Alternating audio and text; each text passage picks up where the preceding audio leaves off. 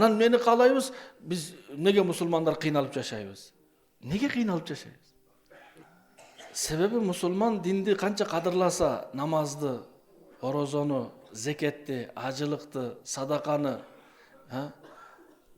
Куранды, даватты, зикирди мусулман канчалык маани берсе, жашоосунан маанилүү орунга койсо, Алланын астында бул мусулман ошол орунда болот. Бүгүн ачык айтканда менин жүрөгүмдө намаз кай жерде турат? Үй бүлөмдөн ылдыйраак, машинемден ылдыйраак, жумушумдан ылдыйраак, баш оорумдан, температурадан да ылдыйраак турат. Чын. Себеби машинем бузулса мешитке барбайм. Аялым же балам ооруса да барбайм. Башым ооруса да барбайм. Намаз каякта экен? Последний очередте экен да. Бекер калганда эле барат экенбиз. Ошого мечиттерибизде кимдер бар билесизби? Үйдө зериккен аксакалдар бар да. Неге жаштар келбейт мечитке?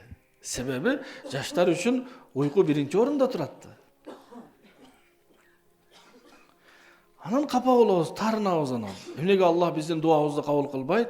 Эмнеге мен ушунча жылдан бери намаз окусам дагы ишим жүрүшпөйт? Кантип жүрүшөт биз биринчи орунда койбосок?